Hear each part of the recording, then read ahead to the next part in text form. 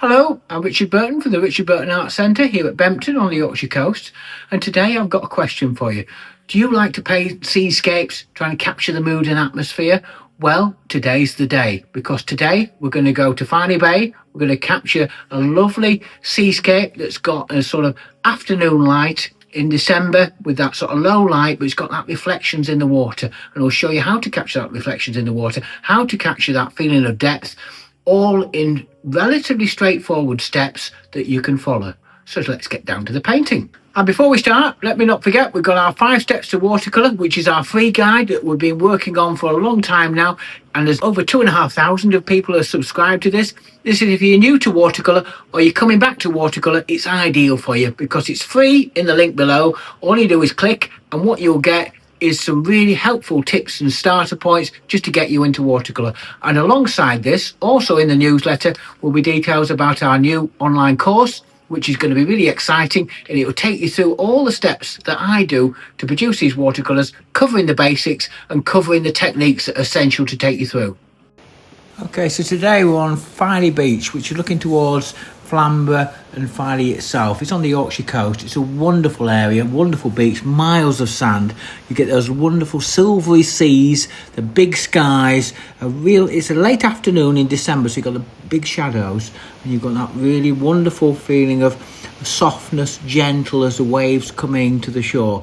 And we're going to try and capture that mood and atmosphere and those glass-like reflections that you can see from the sky. It's going to be quite an exciting picture to do, but one that I really feel you can follow and you can do it really well.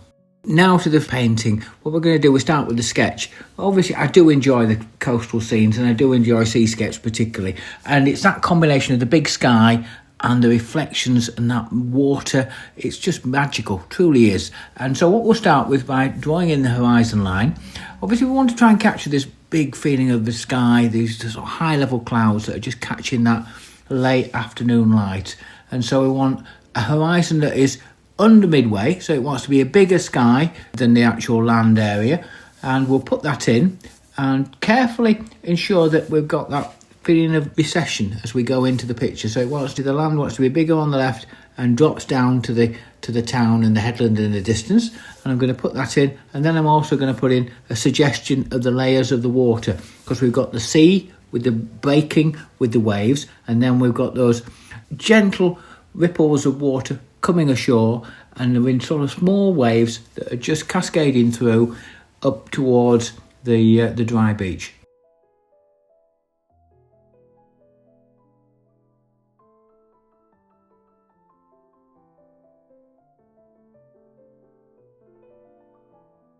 Now this paint is going to be lots of layered washes, so what we need to do is to protect some of the highlights so we can put those washes on top. So I'm going to concentrate using some masking fluid with obviously an old brush and put that onto the waves that are coming ashore. I'm going to also put it onto elements of highlight on the town, which is in the distance, and some of the buildings that are just on the right hand side, on the cliff face on the right hand side, just to sort of, they're going to capture the light, and I just want to protect those so that we can put the washes in place without any fear of losing those highlights.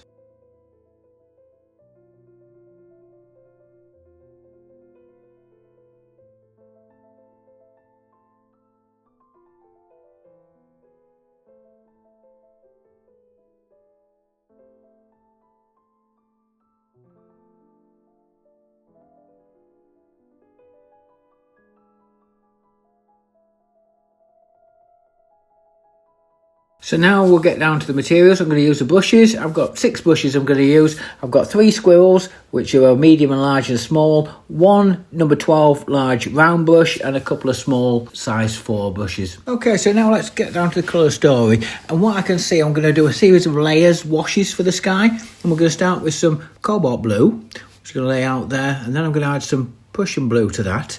Just give it a sort of medium strength of colour, plenty of water with it, but nice medium strength. And then I'm going to top that off at the bottom with a little bit of purple lake, just to give that little bit of shadow and transitional change with the blue side. And then I'm going to look at the lighter colours in the sky. I'm going to start with a weak mix of yellow ochre, and then once that's set, I'm then going to use a little bit of the yellow ochre and a little bit of cadmium red, a little bit of alizarin crimson, just to give a bit of a crimson feel to the sky because I can see that in there. And then I'm going to top that off at the bottom with a little bit of purple later as well.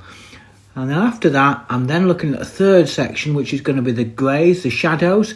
And the shadows are going to be cobalt blue, cadmium red, really with a bit of crimson in there. And then I'm going to have a lighter grey and a darker grey. Okay, so let's start with the painting. And what we're going to do first of all is to wet the surface. Make sure that's nice, evenly wet. And let that soak in for a minute or two so we can capture that feeling of painting onto a damp and moist surface. Now what we need to look for is the sheen on the surface of the paper. Make sure it is a satin sheen. Once you've got that, we'll then start with the lighter colours. We'll start with the yellow ochres, put those sort of warmer colours in. Yellow ochres are higher up, and then as I come down I'm going to drop a little bit of the red in and a little bit of the purple as well, just particularly towards the horizon, so it just warms up that area around the horizon. Once that has then gone in, again let it soak in for a minute or two, and then we'll start dropping in the greys and the shadows to try and give the shadows that feeling of shape to the clouds. Now they want to be a silvery look, so we've got that wonderful cobalt blue and red and alizarin crimson, which will just give you that sort of shadow look, that lovely colour. And then I'm going to drop them in lighter, and then once I've dropped them in and sort of got them in the right location, I want looking at the surface of the paper to ensure that it is still on the damp, not wet. Got to be careful that we don't get too wet and these colours just diffuse away and disappear. I want to make sure that they stay in place but still have that element of shape about them and they haven't disappeared. And then I'm going to gradually build up the darks, a little bit more deeper greys in parts, just to get that feeling of the general shape of the clouds. And then once I've got that shape of the clouds, I'll then just stop for a minute and let that soak in.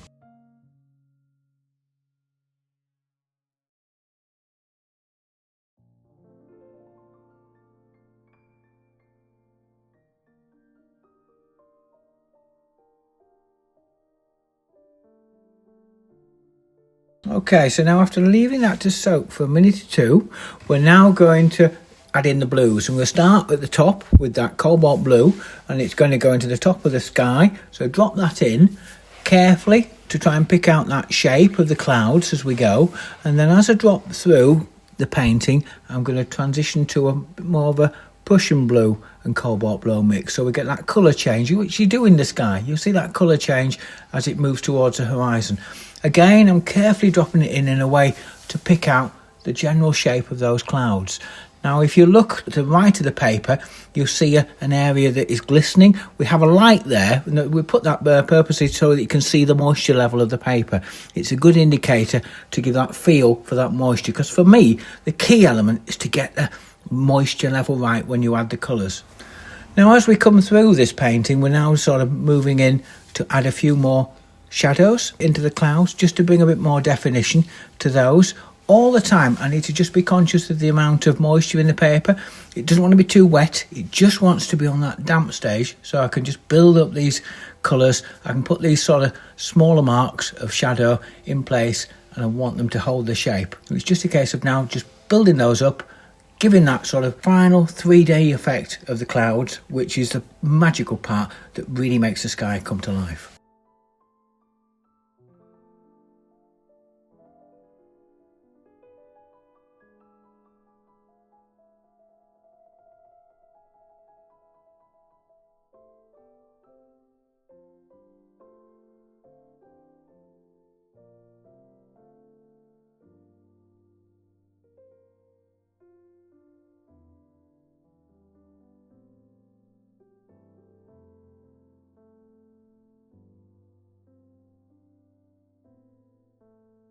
Now, once we've got those light greys, those mid-tone greys, we're now going to finish off by adding some final darker greys into the clouds to give that final feel of 3-dimension. And this time we're going to use a little bit of ultramarine blue and burnt umber into that mix of grey that we've got already. So we're also going to add some cobalt blue and some cadmium red and a little bit of crimson into it. Just build it up so that it is a darker grey, and I'm going to put those final few marks that want to just capture that extra little bit of depth in the sky to give that final effect.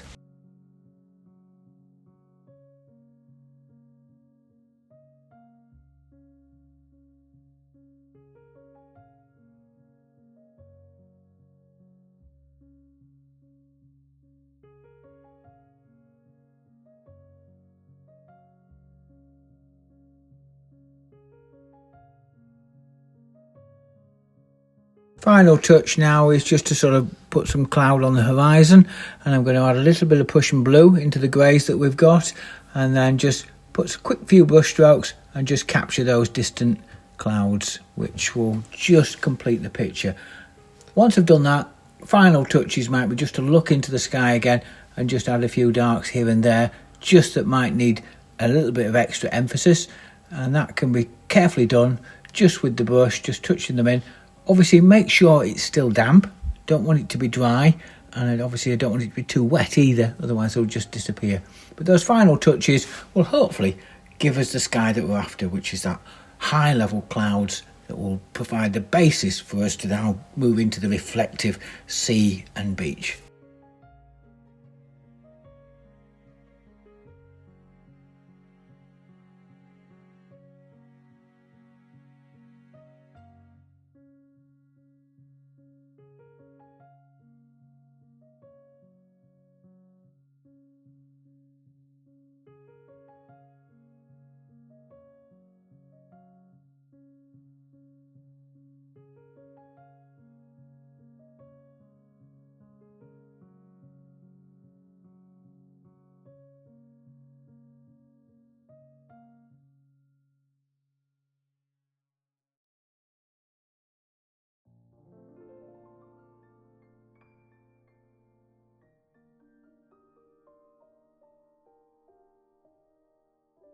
Okay, so now we're going to start with the sea, and all this area is going to be painted onto a dry surface. We're going to put paint straight onto a dry surface, but first of all we're going to start with the distant sea, and that's going to be a mix of cobalt blue and a bit of Prussian blue into that grey area that we've already got on the palette.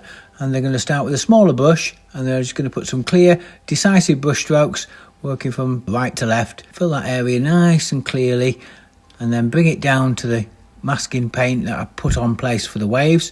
Just drop that in, and then once I've dropped that in, I'm going to use a little bit of cadmium red just in the distance, just to give that little bit of colour change.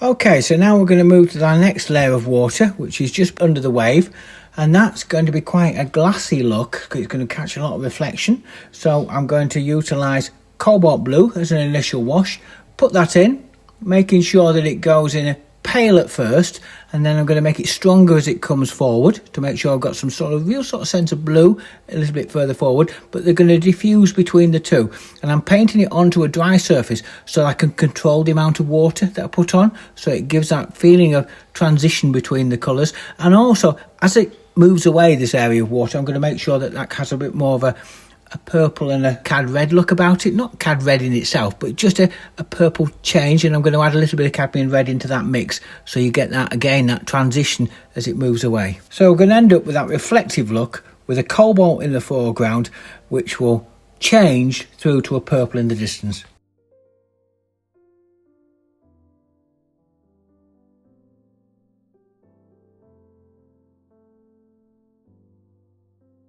Okay, so we're now going to deal with this third piece of water, which is the biggest area. It's right in the foreground. It's got the most reflective feel of the sky in it. And so what I'm going to do actually with this is I'm going to wet the paper first. So make sure that I wet the paper first, give it that sort of soaking, let it soak in for a minute. And then once I've done that, I'm going to try to replicate the sky. So I'm going to start with yellow ochre, drop some of that in to try and pick up some of that reflection from the clouds. Once I've done that, I'll drop in some blue, just to pick up a little bit of the blue reflection that's going to be in parts, in places.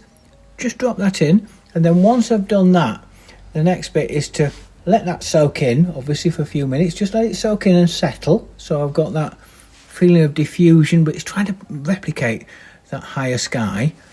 And then I'm going to mix some purple, using a little bit of purple lake and cobalt blue and a bit of cadmium red, just those sort of mixes I've already got in the palette really.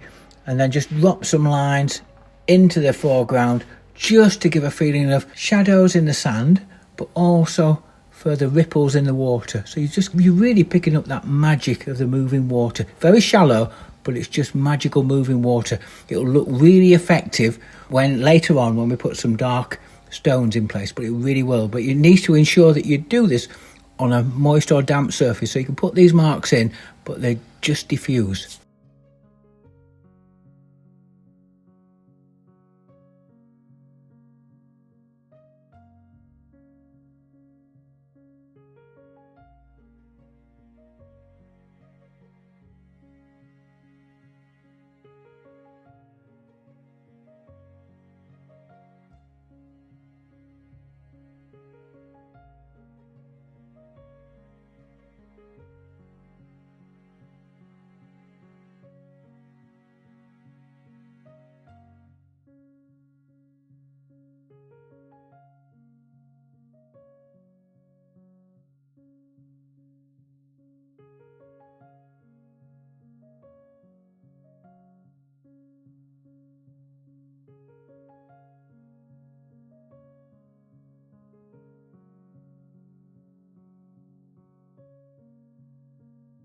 Now after that water's soaked in, it's still got a bit of moisture into it.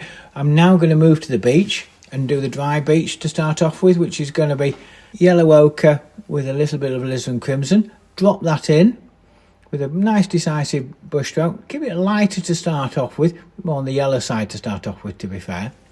And then once I've dropped that in, I'm going to then mix in a little bit of Cadmium red and a little bit of alizarin crimson into that, with a bit more yellow ochre as well, just to make it a bit darker.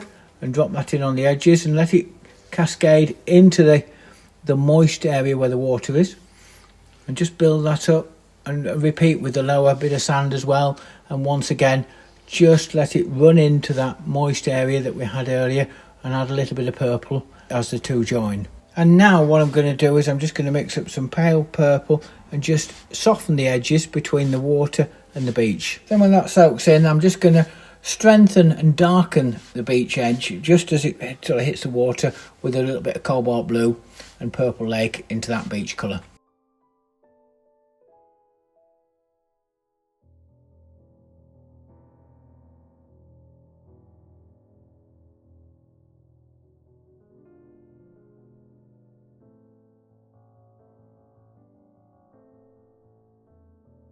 Now again, that's all soaking in.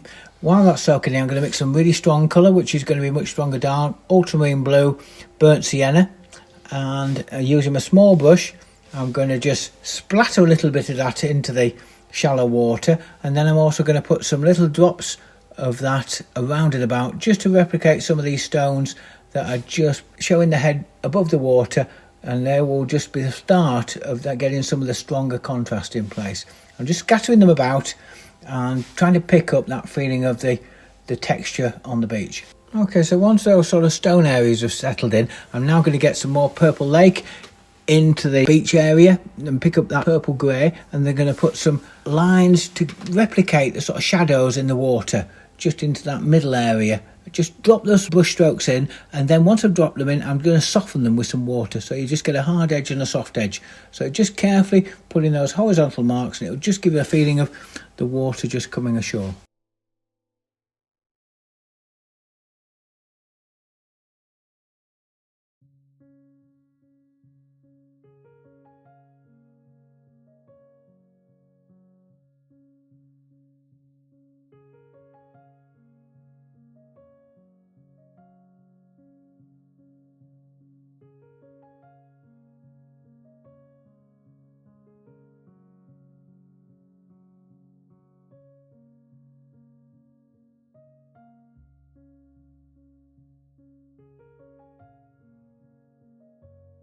Okay, so now we've done a lot of diffusion work and we've got that sort of feeling of reflection, but now we want to bring a bit of energy, a bit of a life to it. Now this is where we're going to put the darks in. We're going to put the darks under the waves and give them a little bit more feeling of movement, and this is where I'm going to use that darker dark that we've got with a smaller brush and then put those darks under the waves. That suddenly makes it come into life, and it really shows that waves coming ashore. It makes the whole beach really come to life, and you've got two layers of waves.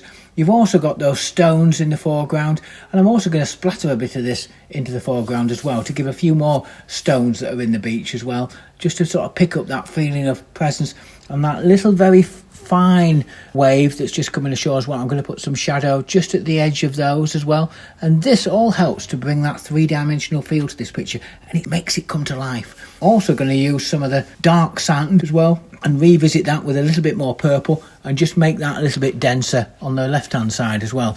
All this does is it brings it to life. It really sort of brings it to life and gives it that feeling of, yeah, reflection and the effect we're after. And while this water is still on the damp side, if it's just on the damp side, just in the immediate area in the foreground, I'm going to drop some lines of purple just to give that further little bit of definition, that mystery about shadows coming through the water from the sand. It all helps to just build it up.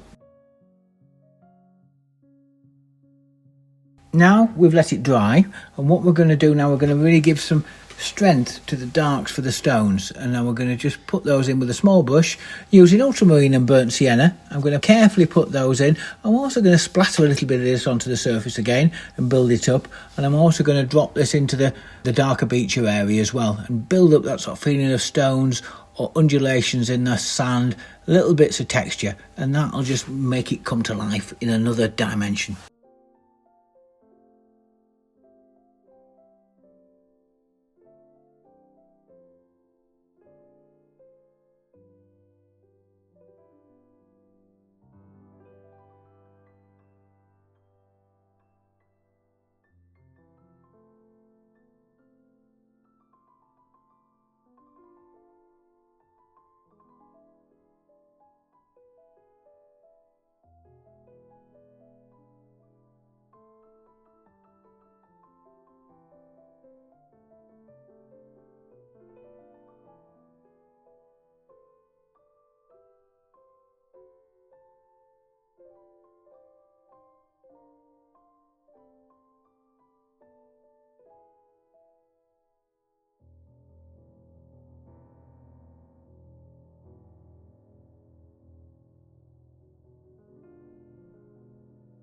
I'm now going to finish off the sand with just dropping in some ready purple colour that we've already got in the palette, mostly on the dry now, just to sort of give a bit more depth and definition to the sand. And as you can see, once you complete that, you can really start to see the reflective nature of the wet sand.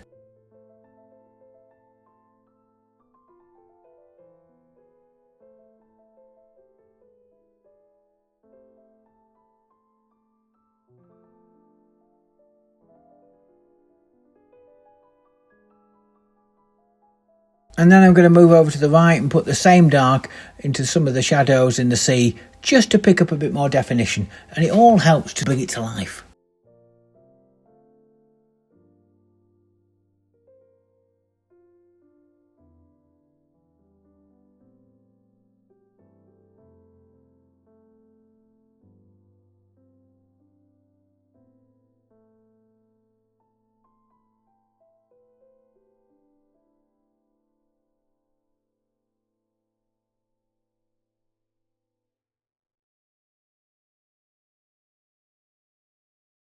And now I'm going to sort of finish off that central area by just getting a small brush with some stronger dark and just dropping a few more stones here and there, adding a bit more shadow under the waves, and just generally getting a feel for any additional bit of tone that's needed, and it'll just really will start to bring it to life.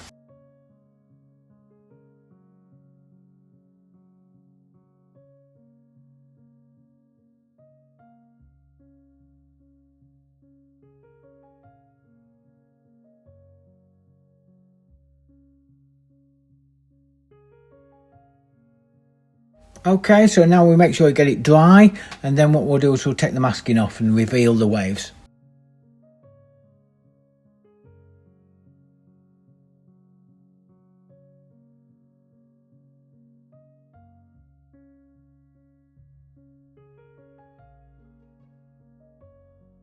Okay, so we're now going to deal with the land. First of all, we're going to deal with the Filey Brig, which is out to sea, and that's going to be yellow ochre with a little bit of cadmium red. It's going to be warm light on there from the afternoon sun. I'm going to put that on, cascade that in, and just bring that over towards the town. Now when we get to the town, I'm going to add a little bit more cobalt blue, a little bit of the purple in there, and also add a little bit of burnt umber into it, just to make that a little bit darker around the town. gradually build that up. I do want it to have a feeling of a blue edge to it because it's in the distance, so make sure you get that cobalt blue in there, and just generally build that up by dropping a little bit of variation of tone around the buildings. Now as we move to the left hand side with the clay cliffs, I'm going to make it all together much darker. I'm going to start to introduce ultramarine blue, burnt sienna with a bit of crimson, and alright, we'll start in the blue, so we'll transition it from the cobalt blue in the distance. Now we make it stronger, and we just generally build up that strength as we come towards the foreground area.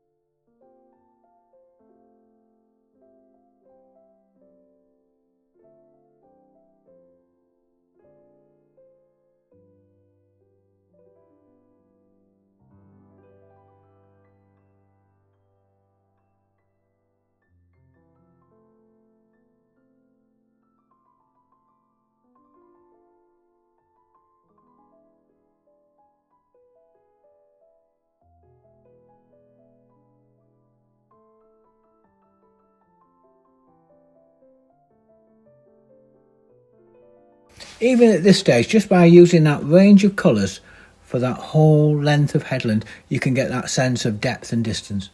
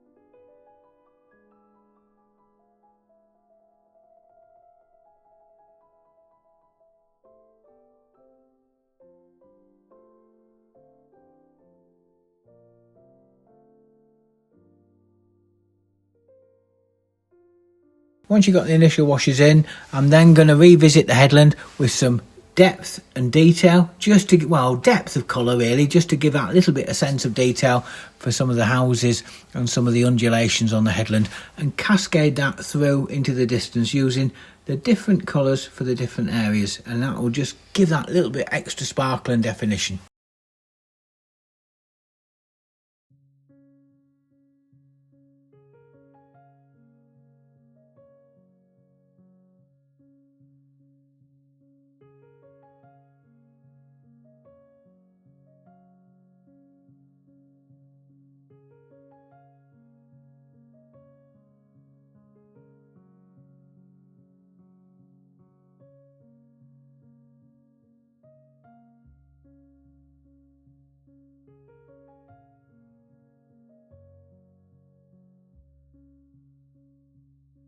Okay, so we'll let that dry, and then once it's dried, we'll rub off the masking fluid, reveal those lost and found edges for the buildings that we've got in place.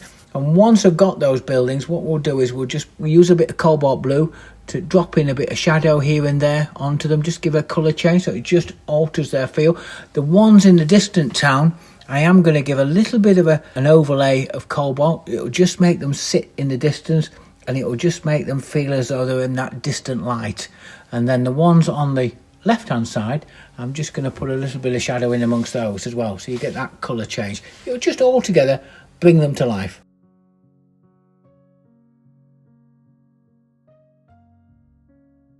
Okay, so I'm going to get my brush again and just cascade that little bit of dark into the waves, reinforcing a bit of shadow in the waves. And then once I've done that, I'm just looking at it, and I just think that middle area of water just wants a little bit more depth. So what I'm going to do, I'm going to wet it with my big brush and drop a little bit of a purple blue onto there and just let it cascade through and diffuse in.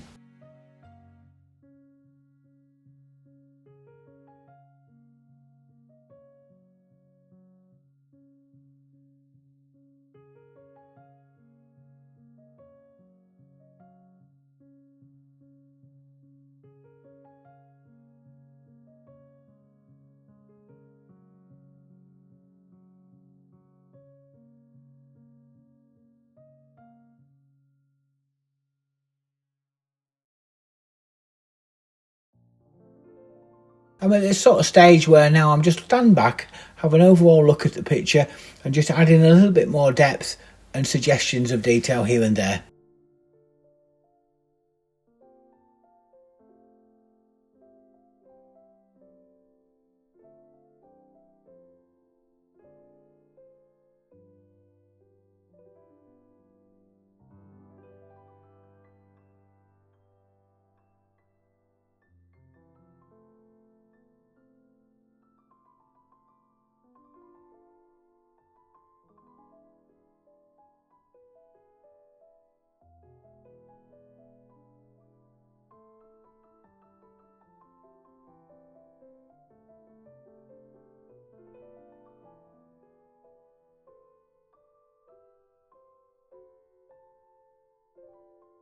Okay, so I'm going to provide a little bit of interest just on the left hand side, and these are going to be the people, the dog walkers, and I'm going to use my small brush and just pick up some of the greys that I've got in my palette, which are going to be essentially cobalt blue, burnt umber and a little bit of crimson. At this stage I generally pick up the greys that's already in the palette, to be fair. Put those dog walkers in, the ones in the distance a little bit paler than the one closer, and then also with the same greys just dance it around the picture if I feel as though I need any final touches, just to give a little bit more life here and there, edges, a bit of shadow here and there. Just pick those up and then we've got the picture.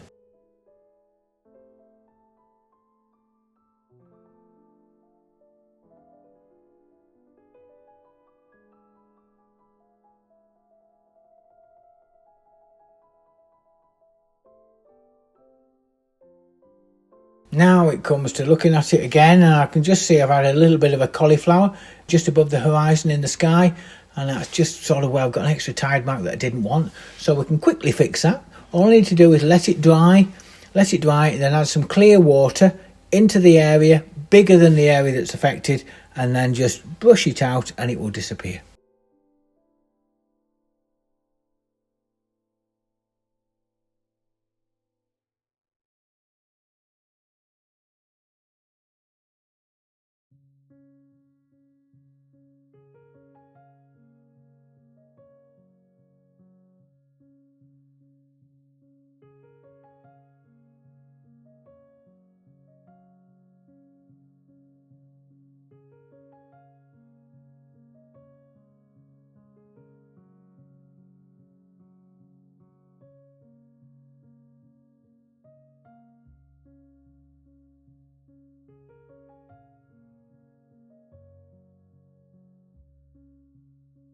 Okay, so there we have it, the finished picture. Once again, I'll put a mount round it and you can see it. So we're trying to capture that lovely autumn, well, autumn coming winter really, isn't it? Not far off winter. Sort of walk on the beach with the early afternoon light, and we're cascading that reflective feel. And by layering the washes and building a little bit of darks, I think we've caught it. I think we've caught what we wanted. I mean, it's key for me was painting onto that moist and damp surface, followed by putting a few final darks in place. And I hope you've enjoyed that, and I hope you'll enjoy the way that we've filmed it. Try to keep it to a minimum of time lapse as possible so you can see every brush, and in the end we've caught it. We even had a few mistakes. Of course, we had to have a proverbial watermark up here that we had to move, and you can see we could manage to move it and it's gone. So that's the finished picture. Now the channel has got 8,400 subscribers, which is massive, so that's a big thank you to you all that found us. And obviously not only are we getting people on the channel, we're getting a lot of feedback, we're getting an awful lot of emails from people, fantastic emails, fantastic suggestions, and people wanting some help with the paintings. We've got so many now, it's taken us a while to get back to everybody, but hopefully we're getting back to everybody and giving you a feel of help where we can, suggestions where we can, and ideas for future videos. So it's really exciting times. Of course, if you do like this channel, don't forget to like and subscribe. There's a big majority of people who are seeing it are not subscribed, so all you need to do is click the link below and like and subscribe, and that helps get us picked up by a wider audience. Now, some more good news. The online course that we've been talking about, I've been teaching for 20 years. I've been painting for over 40 years. This is something that really is special to me. There's a lot in there.